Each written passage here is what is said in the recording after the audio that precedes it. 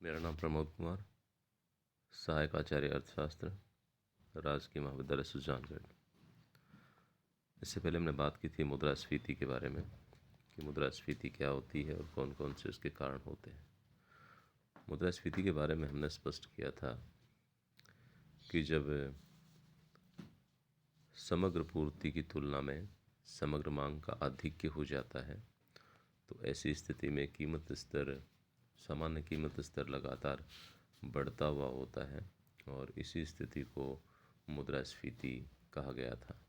इसमें बताया गया था कि पूर्ण रोजगार स्तर के पश्चात यदि समग्र मांग में वृद्धि होती है तो इससे केवल कीमतें बढ़ती हैं, क्योंकि समग्र पूर्ति का बढ़ना संभव नहीं हो पाता। अब हम बात कर रहे हैं कि मुद्रास्फीति यानी कि लगातार बढ़ती हुई कीमतें की जो स्थिति होती है उस पर नियंत्रण के कौन कौन से उपाय हैं। मुद्रास्फीति के आर्थिक, राजनीतिक एवं सामाजिक दुष्परिणामों की व्यापकता और गंभीरता को देखते हुए उसके नियंत्रण के उपायों की उपेक्षा नहीं की जा सकती। चूँकि मुद्रा प्रसार का प्रमुख कारण उत्पादन की तुलना में प्रभावपूर्ण मांग का अधिक होना है, अतः मुद्रास्फीति नियंत्रण की नीति का उद्देश्य प्रभावपूर्ण मांग को उत्पादन स्तर तक घटाना है और साथ ही ऐसे उपाय अपनाना जिससे उत्पादन स्तर में भी वृद्धि हो अथवा कुल पूर्ति बढ़ाना संभव हो। इसके लिए 3 प्रकार के उपाय किए जाते हैं और वो है मौद्रिक, राजकोषीय और भौतिक उपाय। मौद्रिक उपायों में मुद्रा की मात्रा में कमी करना, साख पर नियंत्रण करना और साख नियंत्रण के लिए बैंक दर में वृद्धि करना, प्रतिभूतियों की बिक्री, नगद कोषों में परिवर्तन, साख की राशनिंग करना, सीधी कार्यवाही, चयनित साख नियंत्रण। जबकि राजकोषीय जो उपाय हैं उनमें करों में वृद्धि करना, सार्वजनिक ऋणों में वृद्धि करना, बचतों को प्रोत्साहन देना, संतुलित बजट अपनाना, सार्वजनिक व्यय में कमी करना, मुद्रा का अवमूल्यन करना, ये राजकोषीय उपाय आते हैं। इसमें भौतिक उपायों के अंतर्गत उत्पादन स्तर में वृद्धि करना, संग्रह स्टॉक पर रोक लगाना, मूल्य नियंत्रण एवं राशनिंग करना, आयात निर्यात नियंत्रण करना, लाभ वितरण पर प्रतिबंध लगाना और सट्टे पर रोक लगाना। अब हम इन सभी बिंदुओं के बारे में थोड़ा विस्तार से चर्चा कर रहे हैं। सबसे पहले मुद्रास्फीति को रोकने के उपायों में हम बात कर रहे हैं मौद्रिक उपचारों की। इसके अंतर्गत मुद्रा तथा साख की मात्रा कम किए जाते हैं ताकि मुद्रा की पूर्ति में कमी से मौद्रिक आय को कम किया जा सके। इसमें 2 प्रकार के उपाय हैं। मुद्रा की मात्रा में कमी करना। केंद्रीय बैंक द्वारा नोटों तथा पत्र मुद्रा निर्गमन के नियमों को कड़ा करने से नए नोट कम छापे जाएंगे तथा इस प्रकार प्रचलित मुद्रा को खराब घोषित करना अर्थात अमौद्रीकरण से भी बाजार में मुद्रा की मात्रा में कमी हो जाएगी और इसके बदले में कम मुद्रा दी जा सकेगी। दूसरा, साख नियंत्रण। इस संदर्भ में साख नियंत्रण का अभिप्राय साख की मात्रा में कमी करना है जिससे मौद्रिक आय को कम किया जा सके और विनियोगों को प्रोत्साहन हो। इसमें बैंक दर की वृद्धि, खुले बाजार में प्रतिभूतियों की बिक्री, न्यूनतम जमा कोषों में वृद्धि, सीधी कार्यवाही, रिजर्व राशि में वृद्धि आदि हैं।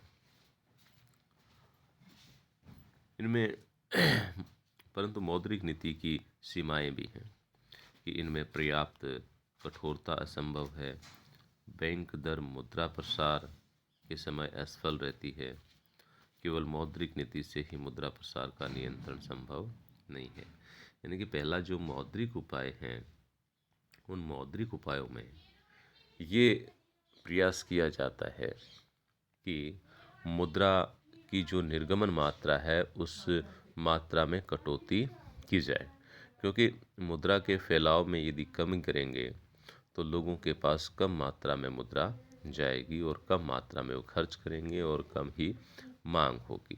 तो यहाँ पर रिजर्व बैंक का मुख्य दायित्व यहाँ पर दिया गया है कि नोटों की जो पूर्ति है उसको कम किया जाए, कम नोट निर्गमित किए जाएं और साथ में साख पर नियंत्रण लगाया जाए। और साख पर नियंत्रण के लिए बैंक दर, प्रतिभूतियों और नकद कोषों में परिवर्तन कर यहाँ पर साख की मात्रा को कम किया जा सकता है। अब हम बात कर रहे हैं दूसरा, राजकोषीय उपाय के बारे में। मौद्रिक आय में कमी करने से राजकोषीय नीति बहुत प्रभावी सिद्ध होती है। इसके अंतर्गत निम्न उपायों का समावेश हो सकता है। करों में वृद्धि। लोगों के पास क्रय शक्ति को कम करने के लिए सरकार पुराने करों में वृद्धि तथा नए कर लगाकर न केवल स्वयं को वे भार से मुक्त करेगी, वरन लोगों के पास क्रय शक्ति में कमी होने से प्रभावी मांग कम होगी और मूल्यों पर नियंत्रण हो सकेगा। इसके साथ साथ उत्पादन पर नियंत्रण न लगाते हुए मांग को सीमित करना चाहिए। यानी कि यहाँ पर करों में वृद्धि जब की जाएगी सरकार के द्वारा, तो अतिरिक्त करों की जो राशि का भार है वो यहाँ गवर्नमेंट के पास चला जाएगा और जो प्रभावपूर्ण मांग है उसमें कमी हो जाएगी। दूसरा है सार्वजनिक ऋणों में वृद्धि। करों से जन असंतोष बढ़ता है, अतः लोगों के पास क्रय शक्ति को कम करने का दूसरा उपाय उनसे ऋण लेना है। ऋण की मात्रा, प्रभावपूर्ण मांग में कमी, मूल्यों पर नियंत्रण में सहायक होगी। तो सार्वजनिक ऋणों में जब वृद्धि होती है तो जनता के पास जो अतिरिक्त क्रय शक्ति है वो खींचकर सरकार के पास चली आती है। तीसरा है बचतों को प्रोत्साहन। सरकार बचतों को प्रोत्साहन देकर भी क्रय शक्ति के वर्तमान उपयोग पर रोक लगा सकती है। ये बचतें अनिवार्य की जा सकती हैं अथवा ऐच्छिक, दोनों का ही अच्छा प्रभाव रहेगा। तो यहाँ पर बचतें यदि बढ़ती हैं, बचतों को प्रोत्साहन मिलता है, तो अतिरिक्त जो आय है लोगों की वो अपने पास रहेगी संचित रूप में और बाजार में नहीं जाएगी, जिससे मांग कम होगी। संतुलित बजट। सरकार को मुद्रास्फीति के समय संतुलित बजट या बचत का बजट, सरप्लस बजट की नीति का अनुसरण करना चाहिए। इससे सरकार की मांग कम होगी। सार्वजनिक व्यय में कमी। सार्वजनिक निर्माण कार्यों पर व्यय से श्रम और सामग्री दोनों की मांग बढ़ती है। अतः अगर सार्वजनिक व्यय कम किए जाएं तो प्रत्यक्ष रूप से प्रभावपूर्ण मांग कम होगी और साथ ही जिन लोगों को रोजगार व धन प्राप्त होता है वे मांग करते उनसे छुटकारा मिल जाता है। यानी कि कहने का मतलब ये है कि सरकार को इस समय अपना जो सार्वजनिक व्यय है उसमें कटौती करनी चाहिए, क्योंकि जब व्यय किया जाता है तो इससे लोगों की आय बढ़ती है और मांग बढ़ती है। तो ऐसी स्थिति में जो सार्वजनिक व्यय है वो कम किया जाना चाहिए सरकार के द्वारा।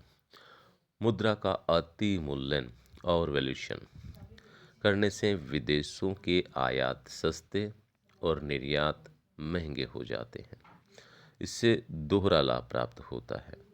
आयात बढ़ने से पूर्ति बढ़ती है और निर्यात कम होने से उपलब्ध पूर्ति में वृद्धि हो जाती है। मौद्रिक आय, मौद्रिक नीति और राजकोषीय नीति दोनों में मुद्रा प्रसार पर नियंत्रण करना अधिक सरल हो जाता है। तीसरा है भौतिक एवं गैर मौद्रिक उपचार। भौतिक उपचारों में हम मुख्यतः 5 बातों का समावेश करते हैं जिनसे उपलब्ध पूर्ति में वृद्धि की जा सके और मुद्रा प्रसार को रोकने में सहायता मिल सके। इनमें उत्पादन में वृद्धि, इसके लिए उद्योग व कृषि उत्पादन में वृद्धि की जाए। यह वैज्ञानिक उपकरणों, आवश्यक कच्चे माल की पूर्ति, मशीनों की व्यवस्था तथा कुशल प्रबंध एवं संचालन से संभव है। सरकार स्वयं उद्योग खोलकर उत्पादन बढ़ा सकती है। संग्रह प्रवृत्ति एवं कृत्रिम कमी पर रोक। सरकार मुनाफाखोरों व सट्टा करने वालों की वस्तुओं की संग्रह प्रवृत्ति पर कठोर नियंत्रण लगाकर कृत्रिम कमी को रोक सकती है। इससे उपलब्ध बिक्री योग्य पूर्ति बढ़ जाने से मुद्रा पूर्ति पर नियंत्रण संभव होता है। मूल्य नियंत्रण एवं राशनिंग। सरकार अपनी आर्थिक नीति के अंतर्गत वस्तुओं में अधिकतम मूल्य निर्धारित कर विक्रेताओं को बेचने पर बाध्य कर सकती है। इसी प्रकार सरकार राशनिंग की नीति से आवश्यक वस्तुओं में मूल्य वृद्धि को रोकने में समर्थ हो सकती है। इसी प्रकार मजदूरी की अधिकतम दर की नीति भी सहायक सिद्ध होगी। इस प्रकार आवश्यक वस्तुओं की बिक्री की समूची व्यवस्था सरकार अपने हाथ में ले सकती है। जैसे खाद्यान्नों का थोक व्यापार सरकार ने अपने हाथ में ले लिया। आयात निर्यात नियंत्रण।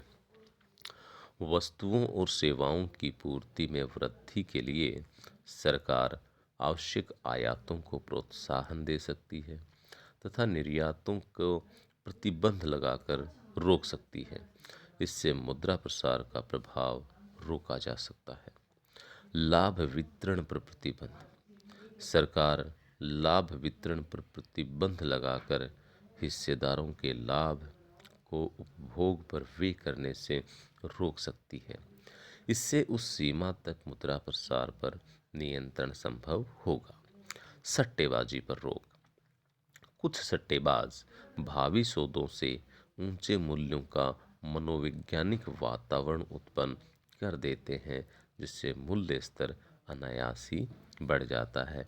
अतः इस पर नियंत्रण भी सहायक सिद्ध होता है। अतः यहाँ पर मुद्रास्फीति या बढ़ती हुई कीमतों पर नियंत्रण पाना है तो उसके लिए निम्न उपाय अपनाए जाने की आवश्यकता होगी जिनकी हमने चर्चा की है, जिनमें मौद्रिक, राजकोषीय और भौतिक उपाय मुख्य हैं। धन्यवाद।